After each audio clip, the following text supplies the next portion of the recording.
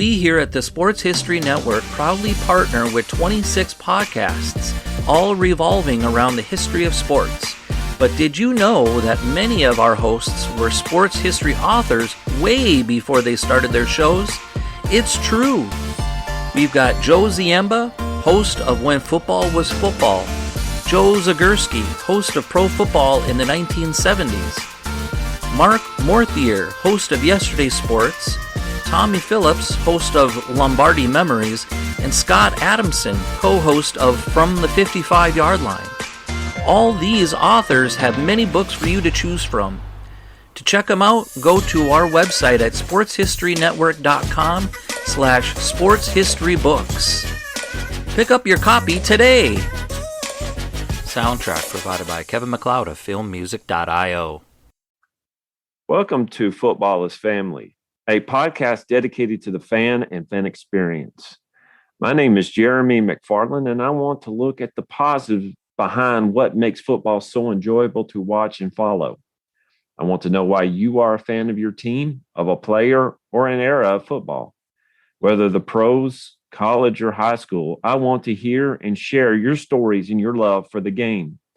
If you want to be part of this podcast, please message me on Twitter at Jeremy_McFarlin or on Facebook at the Football is Family Facebook page. And we're back to Football is Family, and I got a special guest tonight. Would you like to introduce yourself? I am Kyle Smith with the USFL project, and man, I'm happy to be here. I love the podcast. I've been listening for a long time. I really appreciate the time. I really appreciate you having me on. Well, I appreciate you coming on. And he was talking a second ago about his voice being raspy. I'll tell you what, as long as you can talk and as long as you can get information out, it doesn't matter. We're just here. We're just here to help each other out. Now, I grew up in the 80s, but I don't remember the USFL very well. And a lot of what I have learned has been, well, lately, but I think we're going to talk about something before we get into the USFL. So this may be my first and last, time on your podcast. So I gotta bring the fire right away. So, I told you that I've been listening to the podcast for a while, and I gotta take you back to the April 8th episode where you covered the players that should be in the Hall of Fame. Right. And I listened to it very intently. And, I really liked all the content, but man, I was really sad to not hear you mention the name Sam Mills, because Sam Mills is such a fixture in he embodied what the USFL was all about. He was undersized. They told him he would never play. And he not only turned it into 2 world football championships with the USFL, but he turned it into a stellar career with the New Orleans Saints and the Carolina Panthers. So, I had to say it, we're friends, we're buddies. I had to, I had to bring this to your attention that the Sam Mills thing was a huge oversight, in my opinion. I'm okay. See, Mr. Kyle, I'm okay with being wrong if I can correct my wrongness. I was thinking back about that episode. Ken Riley, Ken Anderson, and Eddie George should be in the Hall of Fame at one point or another. Ken Riley, definitely. But I have forgotten Sam Mills. That guy was a boss. And if you don't know who Sam Mills is, I'm looking him up right now. He played for the Philadelphia and the Baltimore Stars, 83 to 85. I did not know he played for the Cleveland Browns or the Toronto Argonauts. I did not know that. But his big thing was when he played for the New Orleans Saints and actually made their defense one of the best defenses I've ever seen. He is a 2-time USFL champion, USFL all-time team. His numbers retired for the Carolina Panthers. He is a 5-time Pro Bowler and a first-team All-Pro. But this is what gets me: 1,319 tackles. That to me is enough to get into the Hall of Fame. So let me tell you something else that should, that really, really should be a part of his history. Sam Mills played in the USFL all 3 seasons. Those were 18-game seasons. And I bring that up because the NFL has been overly patting themselves on the back for adding a 17th game this year. And I commend that. I completely do. The USFL played 18 games with no bye weeks, 0 bye weeks. So you've got a guy who played every single game in the USFL from 83 to 85, including the postseason, including the preseason, and never took a day off.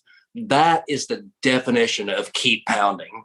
So for me, Sam Mills, and I live, and I don't know if you know this, but I live in the DFW area. So the big deal this year was Drew Pearson getting into the Hall of Fame, which right. Yes. I completely agree with. I mean, the guy was on the all 70s, all decade team.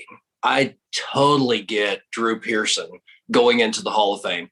But for me, Sam Mills is the biggest, greatest oversight of the pro football. And I say that to make a point. The Pro Football Hall of Fame, Sam Mills is the biggest oversight the Pro Football Hall of Fame has to date. Okay, so let's take a step back and look at another person. Okay. My uncle is a big Cowboys fan, and I remember growing up, going to his house. He had a Herschel Walker poster in the little room, and every time I walked by, I looked at Herschel Walker. Like I said, I grew up in the 80s, but I didn't know a lot about the USFL. Today, I went and looked at his stats in the USFL. If you were to take his close to 6,000 yards rushing in the USFL and combine it with his 8,000 yards in the NFL, he would have been second or third all time. Absolutely. And the problem with Herschel, and I would tell Herschel this to his face, is the NFL didn't know what to do with him. He went to the USFL. He broke all kinds of professional football records, but the NFL did not know what to do with him. They didn't know if they wanted him as a running back. They didn't know if they wanted him as a kick return specialist. They didn't know if they wanted him as an H-back coming out of the backfield, catching passes, and he could do it all. Herschel could absolutely do it all. And I think Herschel, I know that Herschel deserves some consideration for the Pro Football Hall of Fame. And we've said that for a long time. Would you be of the opinion that if you played in Canada, if you played in the World Football League, if you played in the European League, in European NFL, that those stats should carry over to what you do overall? Absolutely. And I'll even expand that to the XFL. I mean, these are professional football leagues. And if you're going to present yourself as the Pro Football Hall of Fame, you have to consider every single statistic, every down played, every yard made, every catch made. You have to consider all that because to me, I love the guy. I really, really do. But you've got a guy that played in the USFL named Derek Holloway that played in several of those leagues. He played in the Arena League. He played in the USFL. He played in the pros. You have to consider all of those stats and you have to put them all together. It's not the good old boy system anymore. And I think that's what we're dealing with the Pro Football Hall of Fame. It's the good old boy system. They want the stories that have to do with the NFL, and they have to consider all leagues. They've got to consider the World Football League. They've got to consider all of those. They have to take all of those stats and put them together and make a case. And sorry, my puppy. No, that's okay. We're all about the animals here too.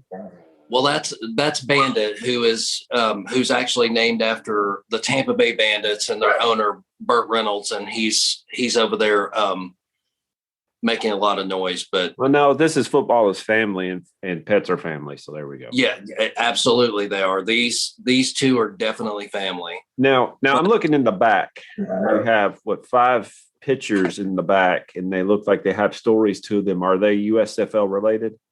Absolutely, all of them are USFL related. As a matter of fact, the 2 long ones behind me, those are Kelvin Bryant, who was the 1985 USFL MVP, and Chuck Fucino, who was the 84 USFL MVP. So I have those pictures. I was actually lucky enough to have them sign pictures, and then I put the ticket from the game along with it and had them framed. Now, there's always a story, and this is what this podcast is about, the story. Why? That's all I have to ask. Why? So this has been quite a journey. I started the USFL project over 15 years ago. And what I wanted was, I remembered from my childhood how excited I was about the USFL coming about, because there was going to be football in the spring. There was going to be new teams. There were going to be all of these different innovations. And so as a very impressionable child, I was so enamored with the USFL. I wanted to see new football in a new era. So I dove into the USFL early.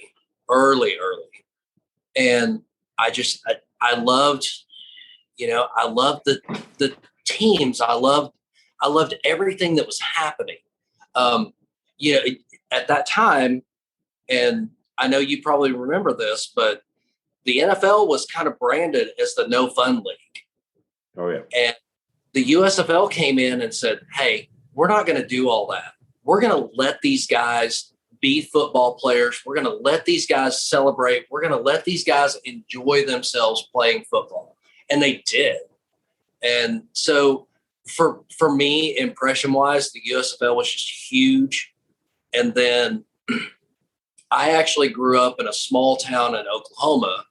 And so when the Oklahoma Outlaws came about, and I didn't know any of the backstory of how that happened, but when the Oklahoma Outlaws came about, I was like, oh my gosh, we're going to have pro football in Oklahoma. This is Sooners country. This is Cowboys country.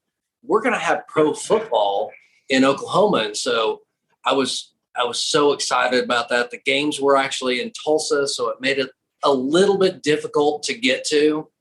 But man, that excitement of having a pro football team was huge.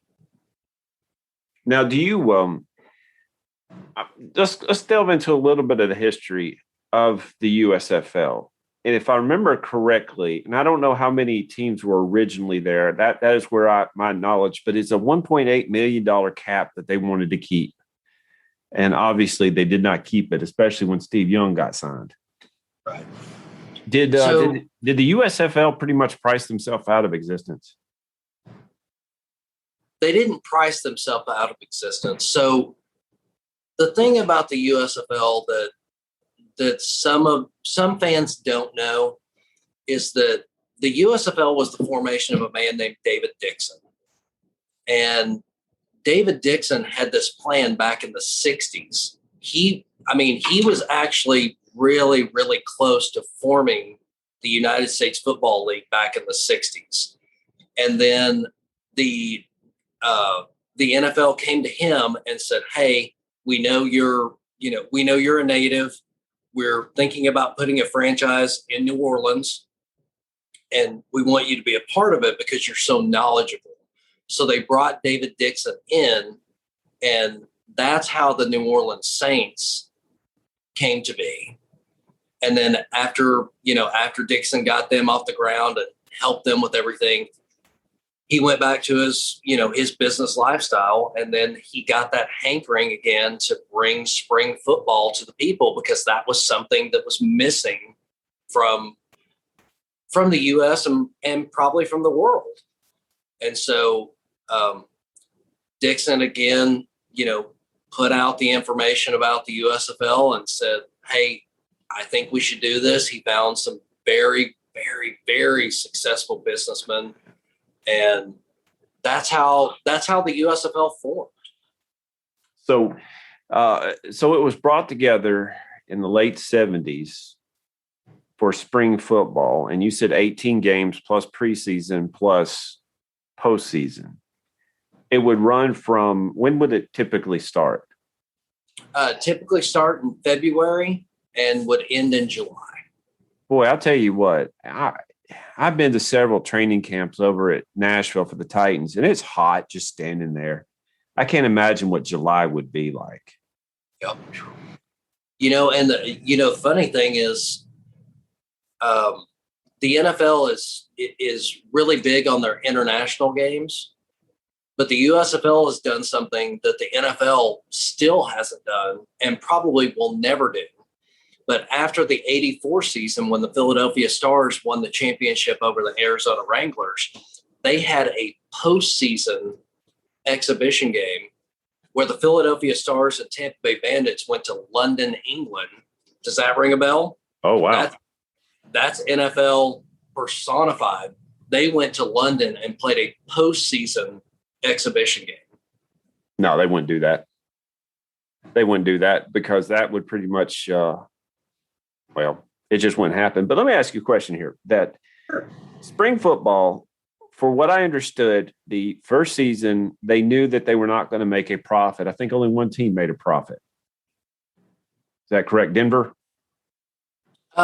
I think there were a couple of teams that were over the Mendoza line, but it was close. You're pretty close. It was pretty close. But it's like the NFL when it started in the 20s, they knew they weren't going to make money. They knew that there was going to be a loss.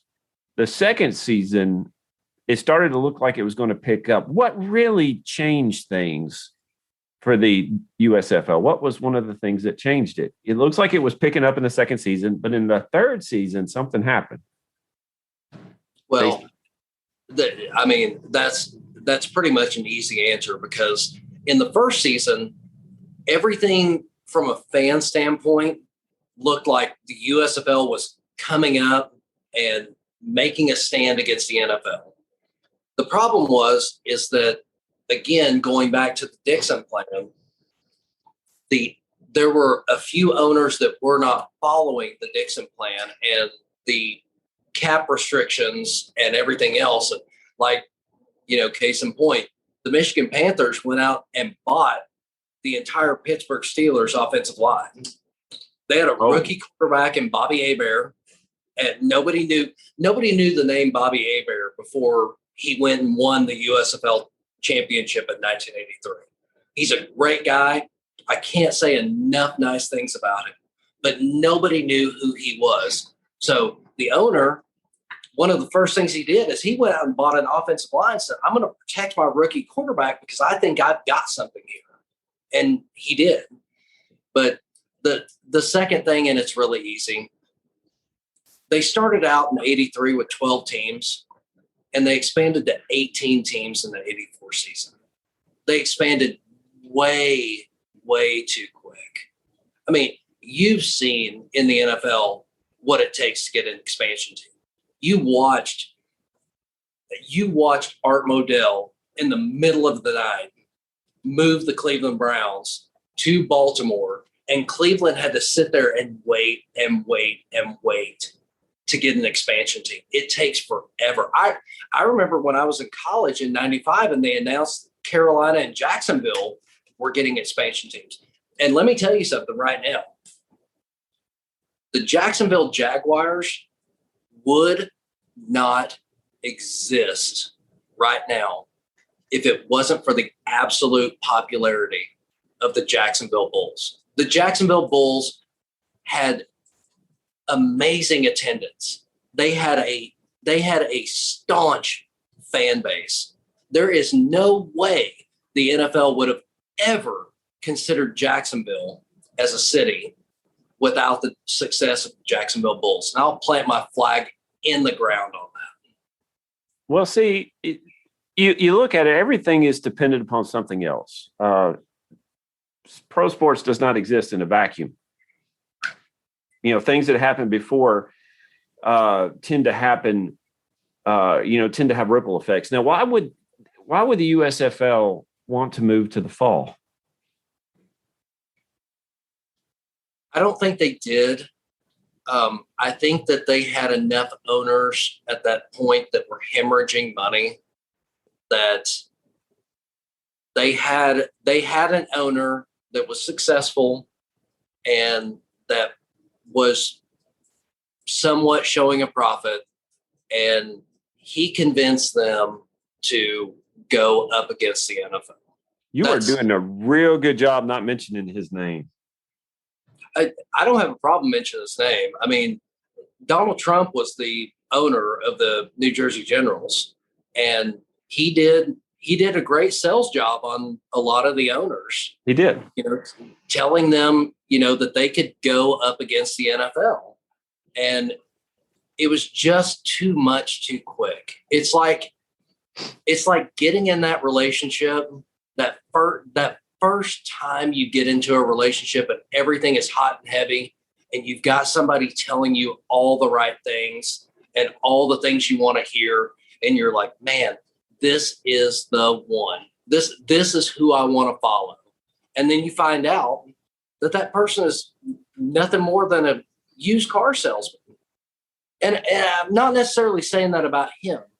He has a great business acumen, but the idea of challenging a well-established football league in the fall was just not a great idea. It seems like he wanted to be NFL more than USFL. Oh, he did. He tried to buy into Buffalo. He wanted to be an NFL owner. And that's well documented. So when he couldn't buy into the NFL, he wanted to take them head on, because and he said that in every TV show he's ever been on, in every press conference he's ever been in. He says, I'm going to take everything head on. And for good or bad, he does. But, it didn't work out this time. And unfortunately, it killed arguably the most successful competitor to the NFL since the AFL. I mean, there has really been no other league that has competed with the NFL other than the AFL, which the NFL absorbed. And I think probably would have happened with the USFL had it been able to go on for a couple more years. Oh, you think they would have absorbed some teams? I do. There were cities that didn't have NFL teams at that time that were very successful. Again, Jacksonville, I hate to go back to them, but Jacksonville, Memphis. I mean, they had teams in the South that were doing really, really well. The unfortunate thing with Tampa was that the Buccaneers were already established, but the Bandits were wildly successful. I mean, wildly successful. They had probably the most electric fan base in the USFL. And they were probably in the 83 to 85 era. The Bandits, you know what? I'm just going to go ahead and say it. The Bandits were more popular than the Tampa Bay Buccaneers. Now, I wouldn't doubt that. Tampa Bay in the 80s, they were there, the Buccaneers. Yeah, right. So you watched, I'm sure you've seen every one of the games, probably several times. You've read the books, you've watched the documentaries. If you could go back to, say, 84, and they said, Kyle Smith, you're going to be commissioner for a month. What direction would you take the USFL that may prolong their life? I would tell the owners that they had to follow the Dixon plan and make sure that they were under the salary cap restrictions. And I would probably, I think at this point, and I'm going to get a lot of USFL alumni that are going to contact me after this. So thank you for that. Hey, that's what I'm here for. Right. I don't think I would expand. I think I would have kept it to the same 12 teams. If it's not broke, don't fix it. I think I would have kept the same 12 teams in 84, and then I would have talked about expansion down the road. Now, but do you think that watered down the playing field? Oh, sure. Yeah, absolutely. I mean, as much as, again, I was an Oklahoma Outlaws fan, but you add Oklahoma, you add Pittsburgh, and Pittsburgh's a great market. I'm not here to disparage Pittsburgh, but you add 6 teams after your first season. It's just, man, that's a crazy dynamic. And I understand the logic of why they thought that was a good idea at the time, but it was not a good idea at the time. Do you think that if they had held back a little bit, it could have lasted a few more seasons? Sure. Yeah, absolutely. I think if they would, I honestly think if they would have went 83 to 86 with the same 12 teams, I think they would have been fine, because they were, they were pulling big name college talent that said, no, we don't want to go to the NFL. We want to go to the USFL and make more money and do this and have this better opportunity. So yeah, I could honestly see staying at 12 teams for at least the first 4 or maybe 5 years. And then maybe at the 5-year mark saying, hey, we're going to add these 2 franchises. They had to, did they share stadiums with NFL teams? A couple of them did, but since they played in different seasons, like the Generals, the Generals played in the same stadium that the Giants and Jets played in. And, Oakland played in the same stadium that the Raiders played in. So, yeah, they shared stadiums. So it would have been a lot easier and probably smarter just to stick to the spring because of just logistics. Well, even that became a challenge because in 85, and again, some of the casual USFL fans may not know this, but in 85, the LA Express was playing in the LA Coliseum, and they had some scheduling issues. And so the Express actually played at Pierce College in Los Angeles for a game or 2. Did not know that. Yep. Well, see, there you go. Pierce College, you have a mark in history there.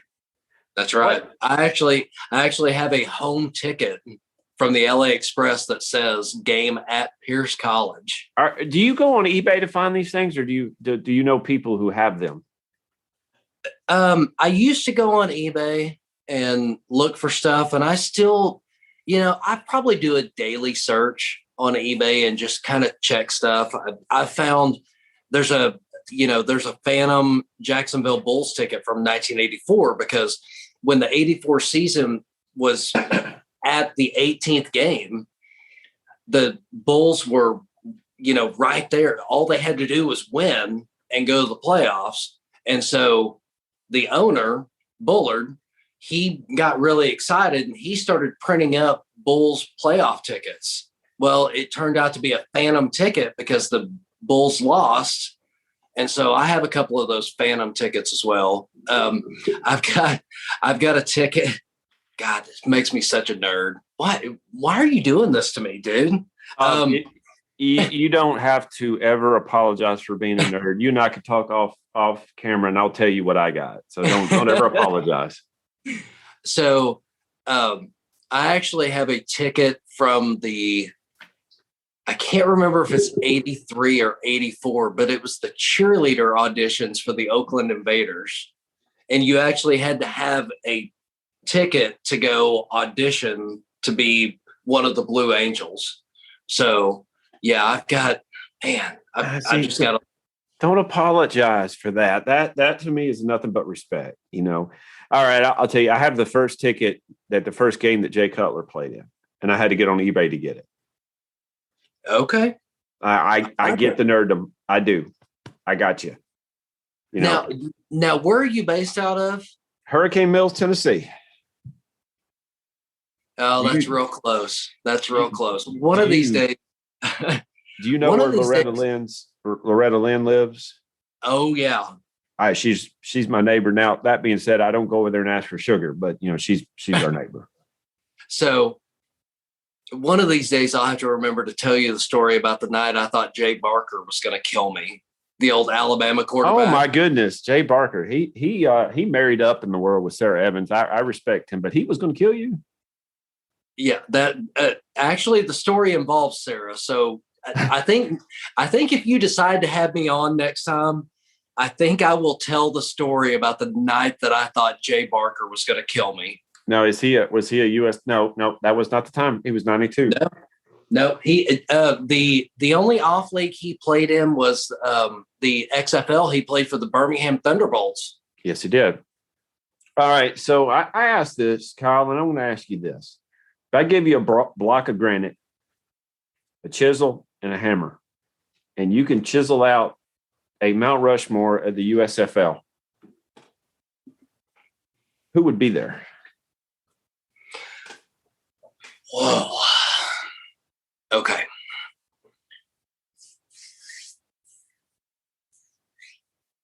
So for the Mount Rushmore of USFL, the first guy that is there is Kelvin Bryant.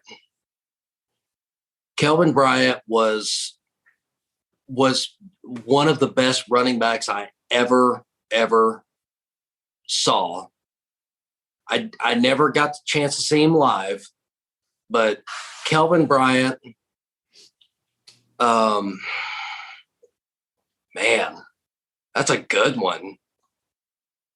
Well, you know what? I remembered his name because I remember him playing for the Redskins.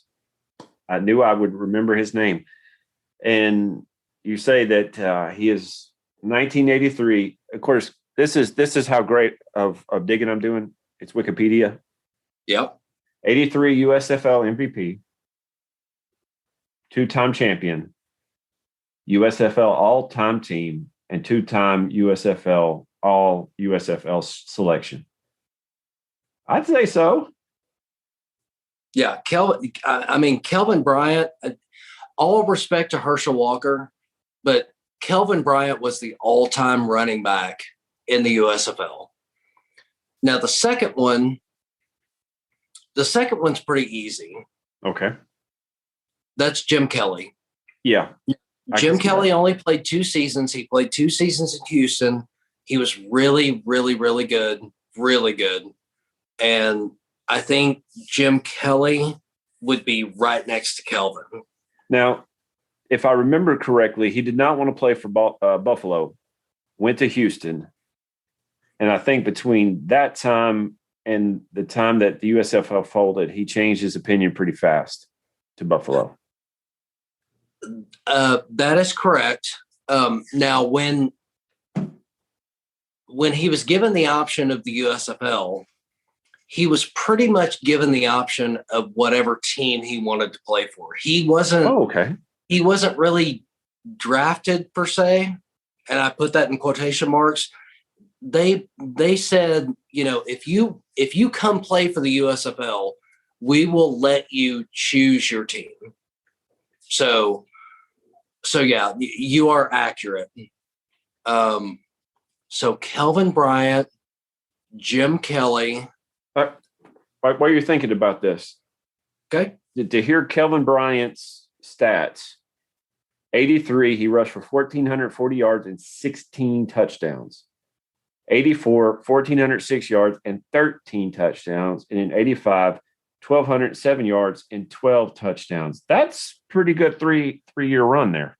And that doesn't even count what he caught out of the backfield. Oh, what he wow. did. I mean, the whole offense for the Philadelphia and Baltimore Stars ran through him. Oh, yeah, absolutely. And no disrespect to Chuck Fucino, because Chuck Fucino was really good. And he was a great quarterback that was put in a terrible situation in the NFL. But Chuck, Chuck did it in the USFL. He was so good. So, all right. So I've got Kelvin. I've got Jim Kelly. I've got another one, but I'm going to wait for that. That's going to be the surprise at the end. That's what we call a cliffhanger right there, folks. I'm gonna drop a name that you're not going to expect. I can promise you. In the 50 names that you would come up with in USFL, you will not come up with this name, but I'm telling you, he's on the Mount Rushmore of USFL. Man, I think just because of the records that he set, I think you have to put Herschel Walker, chiseled and sewn, in that third spot. So you've got Kelvin, you've got Jim Kelly, you've got Herschel, and then my fourth. So let me be just completely honest with you. Let it all out. It's okay. I've had a chance to meet this guy. I've had a chance to sit down and talk to him on multiple occasions. And I really, really, really like this human being. I do. But that being said, this has nothing to do with bias. This has to do with stats. And this has to do with what he did on the field. My fourth person that is on the Mount Rushmore of the USFL is John Corker. John Corker had an amazing USFL career. His 83 stats alone with Michigan and his sacks seal the deal for him. That 83 alone puts him on Mount Rushmore. And then you go to 84, and then you go to the fact that he got sent to Memphis in 85, and you've got a future Hall of Famer in Reggie White on the other end of the defensive line. And John Corker was the best defensive player on the 85 Memphis team, without question. I'm trying to find his stats, and I'm not finding any. You won't, because we have them.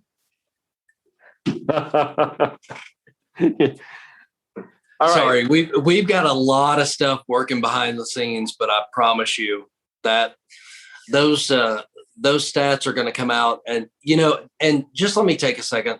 I want to thank our team with the USFL project. Tom Cadle, Jim Parcells, Rob Butts, man, those guys are doing amazing, amazing work that nobody right now is seeing, but I promise you it won't be long. What are you putting together? Websites, books? You're looking at me like you're not going to tell me much. I would absolutely love to tell you, but right now we have to keep everything on the back burner. Well, okay. Since you're going to be a little bit like that, at least promise me that Footballer's Family will be one of the top 30 you would tell when all this comes out. Promise that. Absolutely. Now, Pinky swear. If you want to go back to the 80s, pinky swear. Yeah, well, hey, I believe that the '80s is probably where we should have stayed at, minus the shorty shorts. I still owe my parents for putting me in shorty shorts. I've got a pair of coach's shorts on right now, so I don't see what the problem is. But I don't have the knees. I don't have the knees for it. I have knobby knees. Thank you to my granddad for that. Well, the coach's shorts don't go down to the knees. I mean, they show off all the other stuff. But that's where I wear pants all the time because my legs are as wide as they come, and I don't want to blind people. So that's just how that works, you know. See, my legs are so hairy. I don't worry about them being white. I don't. You know, see, this is the in-depth stuff you get on Footballers Family. We're talking about our legs. That's right. I mean, you go in depth. And that's what I appreciate about the show. We're talking about pigmentation. I want to know. I mean, this is just the way things are. Mr. Kyle, there's two more things, and I'll let you go for the day. Where can we follow you? Okay, so right now we have a Facebook group called the USFL Project. So if you search Facebook groups, just search the USFL Project, you'll find it. We also have a page, but we're on Facebook, but we're working on that right now. So you can search the USFL Project on pages, on groups, but the groups is the most active. We have some amazing members, and I'm not even going to get into names because, there are so many people that are adding to that group every single day. But go to Facebook, go to groups, go to the USFL Project. We ask you a couple of questions, and we want to invite the younger fans in. So if you didn't have a favorite USFL team, or if you don't remember the USFL, just tell us. Just say, hey, I wasn't born when the USFL Project. We're trying to keep the Russian bots out. We're trying to keep, the spammers out. And we have a few rules, but I don't think it's anything that is overwhelming. So yeah, just go to groups and search the USFL Project and come and enjoy everything that people post. Do you mind if I put this on our Twitter page? I do not. I'll send you the link. Yeah, please. Yeah. I have it written down, the USFL Project, and when this episode releases, I will put it in the show notes. I'm gonna send a link to the USFL Project, and then I'm gonna send you a link of a minute of a goat farting, because I think you really, really enjoy that. I would, and you'd be surprised with how much I'll actually enjoy that. My parents tried hard, Kyle. They had me for 18 years. And the moment I went to college for 4 years, everything that they did went down the tubes. And that's one of the things that I appreciate now. And this year would have been my 20th anniversary for graduating college, and it still has not changed. I feel that. I really do feel that. I had to go back to my parents in my adult years and go, hey, maybe what you said was right. And, I might have been mistaken on that. So your parents get smarter the older you get. But I want to tell you something. My grandmother. That's the funny thing is, me as a parent, I don't feel that. I don't either. But you'll feel it when my 8-year-old's going to come up to me one day and say, Daddy, you knew what you're talking about. Let me tell you a story. My grandmother's 88 years old. And I was up there with my youngest, and she said, ask your daddy if you can have a piece of candy. She said, no, don't ask him that. He has no authority here. You can have a piece of candy. What can he do? When your 88-year-old grandmother says she can have a piece of candy, you just say, yes, ma'am, and just go with it. Yes, you do. What do you do? You always say, yes, ma'am. Oh, yes, you do. Yes, you do. That is something that if there are any younger listeners listening to the show today, which I'm sure there are, just say yes, ma'am. Yes, sir. Open doors. Be kind to people. there are all kinds of little things that we take for granted that you can do to make somebody's life just a little bit better. So just do the things. When you're at the grocery store and you have a buggy, put it in the buggy bin. Don't just push it. Put it in the buggy bin. When you're faithful with little things, you get bigger things. And that is one of those little things. Yeah.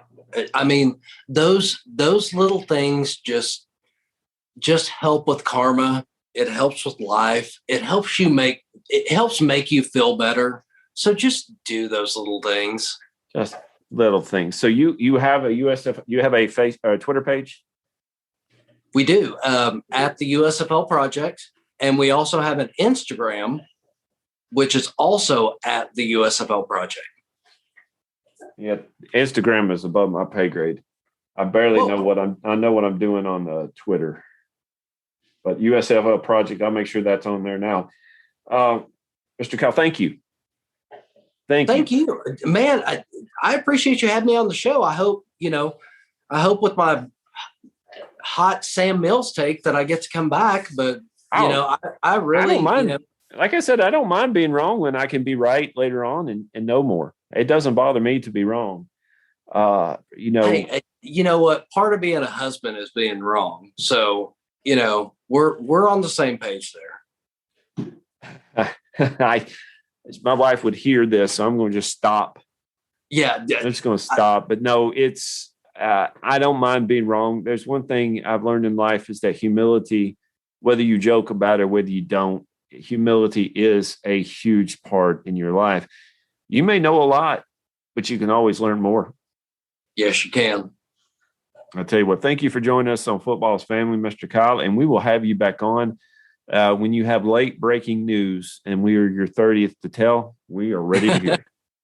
Man, I'm here. And like I said, I really appreciate the time. Thank you so much for having me on. And man, we look forward to bringing on some USFL fans of old, some USFL fans of new, and some people that are just curious about the United States Football League. So thank you so much for having us on. Oh, no problem. All right. Thank you. This podcast is part of the Sports History Network, your headquarters for the yesteryear of your favorite sport. You can learn more at sportshistorynetwork.com. At the Sports History Network, we're all about sports yesteryear, and so we're so pleased to introduce you to Row One, an online memorabilia gallery and shop that brings your sports history to life anywhere. The Row One gallery includes over 5,200 gorgeously reproduced prints of team posters, game program covers, game tickets, advertisements, and more in baseball, pro and college football, pro and college basketball, and more. And any gallery item may be printed in a variety of sizes on wood, metal, canvas, acrylic, or poster paper. And in Row One shop, check out the thousands more of unique items with the retro and historical designs dating back to 1876, including t-shirts, long sleeve shirts, phone cases, mugs, blankets, pillows, towels, and even shower curtains. Go to sportshistorynetwork.com, ROW1, for access to the full Row One catalog and for gallery prints and gift items, plus get a 15% discount off all prints on the Row One Pictorium Gallery with coupon code SHN15. Follow the link on the show notes.